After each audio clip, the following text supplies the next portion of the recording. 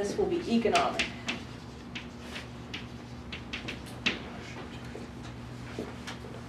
Only this, when you have all three of them, do you have sustainability. In the others, you have something somewhat workable. This would be considered viable. This would be considered equitable. And the one in here, bearable.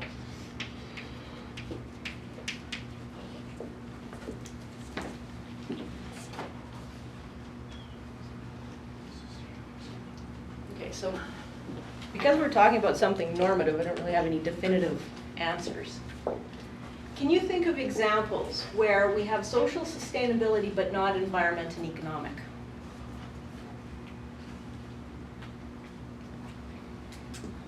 I slept in, I didn't get my coffee quota, so.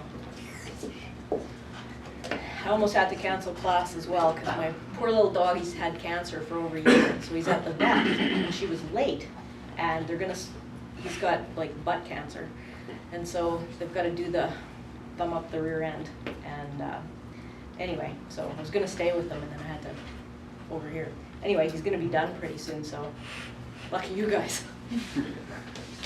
Okay, back to my question.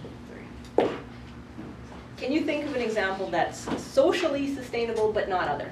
Inefficient production for the purpose of creating jobs.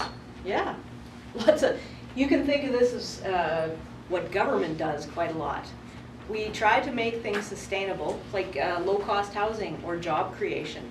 It's not environmentally sustainable in some cases, depending on the resources used, and it might not be economically sustainable.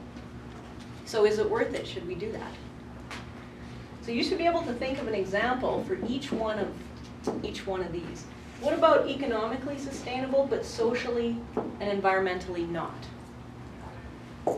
I can think of a very good example, and I'm going to show you yeah, exactly. The tar sands are economically sustainable. Well, maybe they are, maybe they're not. In the short run, we could say that they are. Socially sustainable? Depends on the people living there. Environmentally sustainable? Most definitely not. Does not look so good. I said to you guys on the first day or somewhere around there, I was born and raised in Uranium City. And has anybody been there? I guess not. It's a ghost town now. And it's in northern Saskatchewan. If you look at Saskatchewan, shaped like this, something like this, there's Lake Athabasca. Fort McMurray and the tar sands are over here. Here's Uranium City. So it's up by the, whatever, 59. The road stops about here. Here's L'Orange, something like that. So up another, I don't know, 500 kilometers or something. So it's fly-in only. There was a thriving town there, 3,500 people, maybe up to 5,000 in the 40s. Gold mine, uranium, of course, other kinds of things.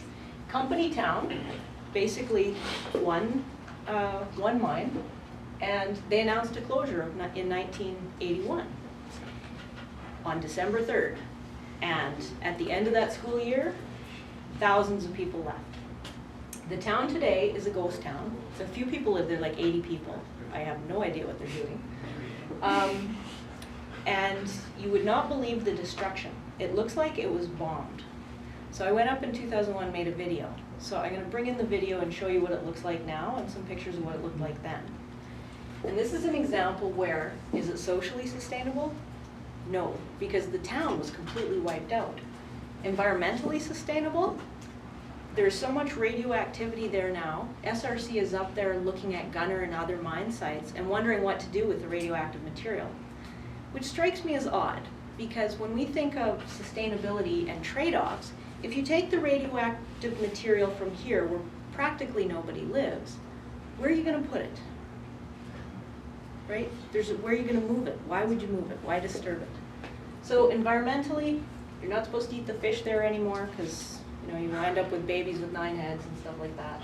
Economically, no, the mine's gone and it's evolved to become chemical. So if you look at that example and mining in the north of Saskatchewan now, what do you see? Do you see towns everywhere? Mining towns? There's no camps. Yeah, they're mostly camps, right? Fly in, fly out, Key Lake, Clough Lake, all the other places. Cheaper. Yeah, why is that? It's because they do not want to deal with social sustainability. It's very difficult to do that. Okay. It's kind of strange. Why we are kind of dividing social, economic, and environment? It should be the one. Because So what you're saying is that we should be in here. Yeah, I understand, but you know, I think as I explained to myself, this kind of thing that exists in our minds, it's we people kind of putting environment, human, you know, and economy. But look at the nature. This is the one system. This is the better.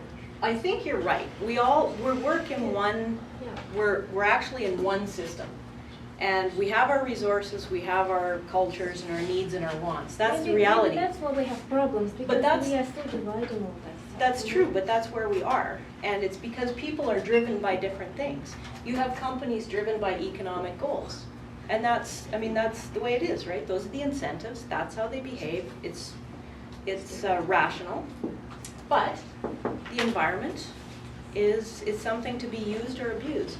And if we don't have the right set of property rights and incentives, then this will be abused. But who give you a right to abuse the environment? Just your mother. That's just the way it is. Okay? So think about examples where we have social and economic and it's equitable. Think of examples where we have socially and environmental sustainability. We would consider that bearable. It's not economic, so people are not doing that well, but it's bearable. And do you, in the Bachelor of the Circumpolar Studies, there was some kind of discussion that the system that we have now is close to the crisis. And the system that Aboriginal people had is much more kind of sustainable, because actually they don't, divide all this. Look at The point being raised is that Aboriginal people had a more sustainable system because in environment history and people, because they viewed this is the environment same. and Economy they had wasn't smaller the same. societies, hang on, Yeah. and they had their economies.